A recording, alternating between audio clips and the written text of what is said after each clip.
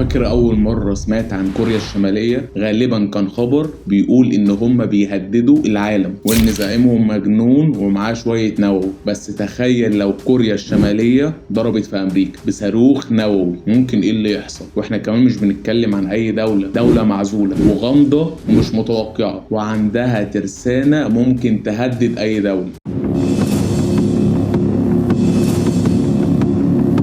صلى على النبي عليه أفضل الصلاة والسلام. وتعالى نرجع لورا شوية في أوائل التسعينات، وقت ما كانت أمريكا بتتعامل مع كوريا كتهديد صغير. وكان وقتها زعيم كوريا كيم آل سونج، وراح مجمع الضباط بتوعه وسألهم سؤال: لو أمريكا هجمتنا هنكسب؟ ووقتها الضباط ردوا عليه: أيوة يا زعيم، إحنا ما بنخسرش. فراح رد عليهم وقال لهم: طب لو خسرنا؟ وقتها الكل سكت ما عدا واحد، كيم كونغ ابنه، ورد عليه رد غريب جدا وقال له. من وقتها الجملة دي اتطبعت على يافطة ضخمة وبقت جزء من فكر الجيش. كوريا الشمالية عندهم حاجة اسمها الجيش أولا، ودي مش مجاز، دي سياسة دولة. يعتبر كل حاجة عندهم في خدمة الجيش، زي الأكل والصناعة والتعليم. ودلوقتي الزعيم كيم كون قرر يكمل الطريق، مش بس بيطور ترسانة نووي، لا ده كمان مطلع بنته معاه لأول مرة للعالم وبيأهلها إنها تبقى قائدة مستقبلية. ومعنى كده إن هم لسه قدامهم خطة طويلة جدا، يعني مش مجرد تهديدات فارغة. ونروح لإبريل سنة 2023، جزيرة هوكايدو اليابانية صحيت الصبح على إنذار مرعب في صاروخ معدي من فوقهم. مشهد كان مرعب حرفيا، افتكروا خلاص إن النهاية جت. وقتها كانت كوريا الشمالية هي اللي كانت ضربة الصاروخ، والصاروخ كان اسمه باليستي عبر القارات. وقتها عدى من فوق اليابان بسلام. لكن وقت الصاروخ الدنيا اتقلبت عند اليابان.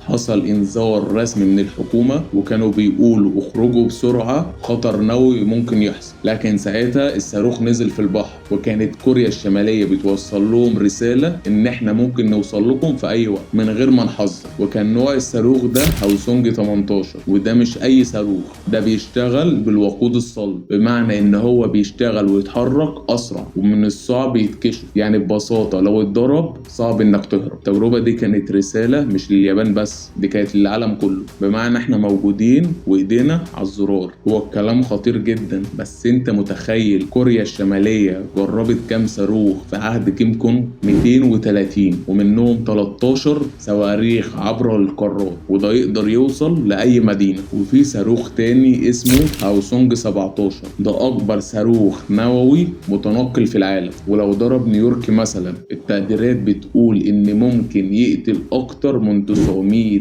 ألف شخص. أمريكا عندها أنظمة دفاع قوية زي باتريوت وساد، بس مش معمولة علشان صواريخ بالحجم ده. ولو كوريا الشمالية قررت تضرب أكتر من صاروخ في الوقت نفسه، الدفاعات ساعتها ممكن تتلخبط وما يعرفوش يضربوا على أنهي صاروخ الأول. وده اللي مخلي الأمريكان خايفين إن ممكن يحصل زي ما حصل في 2017 لما سكان هاواي صحيوا على إنذار النووي، ولو مكتوب في التلفزيونات إن الصاروخ جاي ناحيتهم. بس ساعتها الإنذارات دي ما كانتش مظبوطة، وكانوا وقتها عايشين 38 دقيقة رعب. بس اللي اتضرب في نفس السنة دي قنبلة نووية، وقوتها كانت أكبر 6 مرات من قنبلة ناجازاكي. وساعتها القنبلة دي كانت السبب في زلزال يكون قوته 6 ريختر، وراحت أعلنت ساعتها إنها دولة نووية رسمية. تقارير بتقول إن عندهم ما يكفي الإنتاج أكتر من 100 سلاح نووي، وبيصنعوا كل سنة 12 رأس نووية على الأقل كل سنة. والصواريخ اللي عندهم ما بتهزرش، زي الصاروخ اللي اتكلمنا عليه هاوسونج 18، ده لما بيطلع من كوريا الشمالية وبيعدي من على الساحل الشرقي وبتكون سرعته مرعبة، وفي أقل من نص ساعة بيكون فوق أمريكا، والمسافة ما بينهم كبيرة. بس هل كل الدفاعات والإنذارات دي كفاية؟ يعني لو كوريا مثلا ضربت حوالي 10 صواريخ في نفس الوقت، هل أمريكا فعلا هتلحق ترد؟ في الأغلب هتصد صاروخ ولا 2، لأن لو الصواريخ جاية بسرعات مختلفة ومن كذا اتجاه الموضوع فعلا هيبقى مرعب. وهل العالم وأمريكا جاهزين لسيناريو زي ده ممكن يحصل، ولا كل ده مجرد تهديدات؟ كوريا كوريا الشمالية بتعملها، بس برضه كوريا الشمالية مش بتلعب. هم شايفين ان السلاح النووي مش رفاهية، ودي الوسيلة الوحيدة للبقاء، وفكرهم كله مبني على مبدأ الارض ملهاش قيمة من غير كوريا الشمالية. لكن السؤال اللي لازم نسأله بجد، هل العالم مستعد للتعامل مع زعيم شايف ان الارض ملهاش قيمة من غيره؟ هستناكم الفيديو الجاي، ولو في حاجة غريبة عايزين نتكلم عنها اكتبوها لي في التعليقات. سلام.